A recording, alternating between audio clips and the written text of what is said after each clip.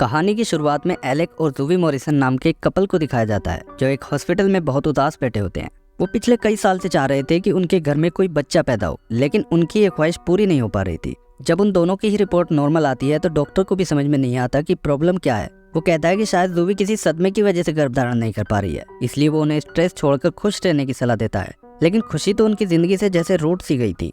रात को जूवी एलेक से कहती है कि क्यों ना वो कोई बच्चा गोद ले लें। वो उसे एक अनाथ आश्रम का कार्ड भी दिखाती है जिसे हॉस्पिटल में कोई उसके पास रखकर चला गया था।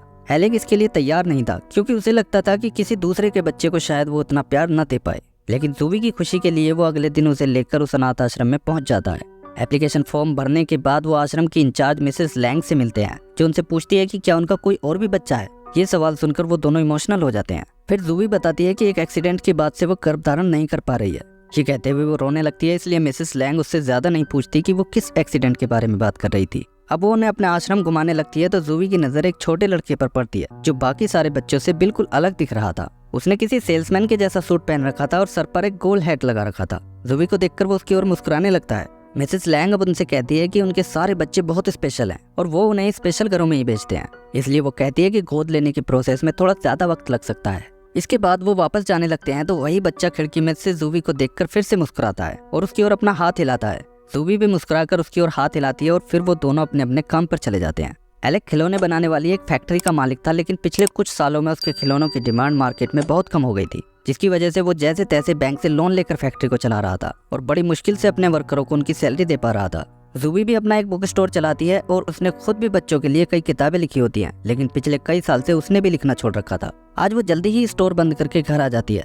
थोड़ी देर में उसके दरवाजे पर नॉक होती है। वो दरवाजा खोलती है तो हैरान रह जाती है क्योंकि ये वही लड़का होता है जो अनाथ आश्रम में उसे देखकर मुस्कुरा रहा था। वो अपना नाम इलाई बताता है और जूवी के हाथ में एक फॉर्म पकड़ाकर कहता है कि आश्रम वालों ने उनकी एप्लीकेशन मंजूर कर लिया है और मिसेस लैंग ने उसे उनका बेटा बनकर यहाँ रहने के लिए भेजा है। अब घर के अंदर आकर वो उससे चाय मांगता है, लेकिन जूवी उसकी उम्र के हिसाब से उसे गर्म दूध ला कर देती है। इसके बाद जब वो टीवी पर उसके लिए कार्टून चैनल लगाती है तो वो इसकी जगह उससे न्यूज चैनल चलवाता है। जूवी को वो लड़का बहुत अजीब लगता है और जब उसकी समझ में कुछ नहीं आता तो वो एलेक को फोन करके घर पे बुला लेती है। वो उसे बताती है कि उसने अनाथ आश्रम फोन किया था, लेकिन किसी ने भी उसका फोन नहीं उठाया, इसलिए अब वो सच्चाई जानने के लिए उसे साथ लेकर अनाथ आश्रम की ओर चल देते हैं। रास्ते में इलाई एलेक से उसके बिजनेस और देश में चल रही आर्थिक मंदी के बारे में बात करने लगता है तो वो भी हैरान रह जाता है, लेकिन एक 7 साल के बच्चे के मुंह से इतनी बड़ी बड़ी बातें उन दोनों को ही बहुत प्यारी लगती हैं और बड़ी मुश्किल से वो अपनी हंसी रोक पाते हैं। अब वो अनाथ आश्रम पहुंचते हैं तो एक इमरजेंसी मेडिकल वैन में किसी को ले जाया जा रहा होता है और उन्हें पता चलता है कि मिसेस लैंग अचानक बीमार पड़ गई हैं। अब अनाथ आश्रम की अकाउंटेंट जेन वो फॉर्म देखती है तो उसे ये कंप्लीट लगता है। वो उनसे इसे लेकर रख लेती है और कहती है कि मिसेस लैंग के ठीक होते ही वो उनसे कांटेक्ट करेगी,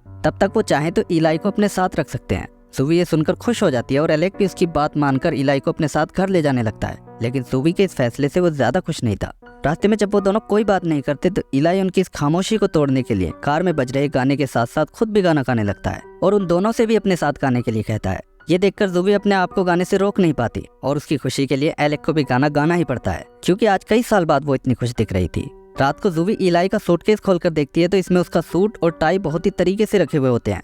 तभी वो बाथरूम से बाहर आकर उसे समझाने लगता है कि कौन सा टूथपेस्ट ज्यादा अच्छा रहता है। जूवी को उसके मुंह से इतनी समझदारी भरी बातें सुनकर बहुत हंसी आती है और वो हंसते हुए एलेक को ये बताने लगती है, लेकिन जब वो सोने का बहाना बनाता है तो वो समझ जाती है कि एलेक इलाई को अपने बेटे के रूप में एक्सेप्ट नहीं कर पा रहा है और फिर वो भी उदास होकर बाहर बैठ जाती है। जब इलाई उसे इतनी गहरी उदासी में देखता है तो वो किताबों की अलमारी में से एक मोटी सी किताब निकाल कर लाता है और उससे इसे पढ़कर सुनाने के लिए कहता है। जूवी इस किताब को तो नहीं, लेकिन उसे बच्चों की कहानियों वाली एक किताब पढ़कर सुनाने लगती है। किताब सुनते हुए वो उससे आज रात अपने पास सोने के लिए कहता है तो वो फर्श पर उसके साथ ही सो जाती है।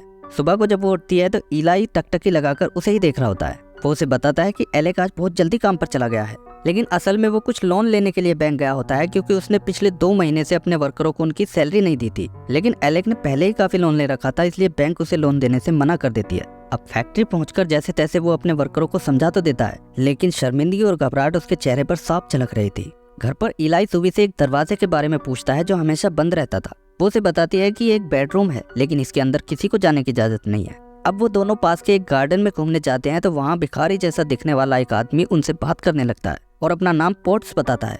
जूवी इलाई के साथ उसकी अजीब बातें सुनकर हंसने लगती है तो वो उससे कुछ छुट्टे पैसे मांग लेता है और उसकी ओर देखते हुए एक तारीख बताता है जो होती है 15 मई 2007। ये सुनकर वो कहती है कि उसे ये सब कैसे पता है। पोर्ट्स कहता है कि उसे सब पता है क्योंकि वो यहीं आसपास घूमता रहता है। ये कहकर वो चला जाता है और जूवी हैरान से उसे देखती रह जाती है। लेकिन 15 मई 2007 को क्या हुआ था ये राज अभी राज ही रहता है।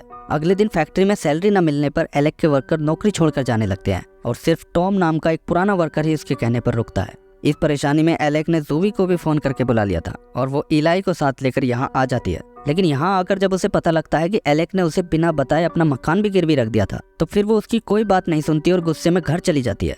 घर पर वो इलाई से स्कूल जाने के बारे में बात करती है, लेकिन वो उससे एलेक के साथ उसकी शादीशुदा जिंदगी के बारे में बात करना चाहता है जो कुछ ठीक नहीं चल रही थी। जूवी उसके किसी मनोवैज्ञानिक डॉक्टर जैसे सवालों को सुनकर पहले तो हंसती है, लेकिन फिर वो उससे बताने लगती है कि वो दोनों हाई स्कूल से एक दूसरे को पसंद करते हैं और पहले वो बहुत मस्ती किया करते थे, लेकिन पिछले कुछ सालों में उसे याद नहीं कि उन्होंने साथ में अच्छा वक्त कब बिताया था। अगले दिन वो इलाई को स्कूल छोड़ाती है, लेकिन वो लंच टाइम में ही एक टैक्सी बुक करके एलेक की फैक्ट्री पहुंच जाता है जहां उसके अलावा और कोई भी नहीं होता। एलेक उसे देखकर गुस्सा हो जाता है और उसे वापस स्कूल छोड़ने के लिए जाने लगता है। जब इलाई उसे डैड कहकर बुलाता है तो वो उसे सख्ती के साथ डैड की जगह सिर्फ एलेक कहकर बुलाने के लिए कहता है। लेकिन जाते हुए जब इलाई उसके खिलौनों की तारीफ करता है तो फिर उसका लहजा नरम पड़ जाता है क्योंकि मार्केट में तो उसके खिलौनों की कोई कदर ही नहीं थी। इसके बाद वो घर पहुंचते हैं तो उन दोनों को ही जूवी के गुस्से का सामना करना पड़ता है। लेकिन तभी एक डिलीवरी बॉय कुछ चाइनीज खाना लेकर आ जाता है। जब उन्हें पता चलता है कि ये खाना इलाई ने ऑर्डर किया था तो फिर वो दोनों ही मुस्कुराने लगते हैं और इस तरह एलेक भी अब उसे पसंद करने लगता है। रात को सोने से पहले जूवी जब देखती है कि इलाई ने उस बंद पड़े बेडरूम से एक टेडी बियर निकाल लिया है तो वो इसे तुरंत उससे छीन लेती है और डांटते हुए फिर कभी भी उस रूम में न जाने की सख्त हिदायत देती है।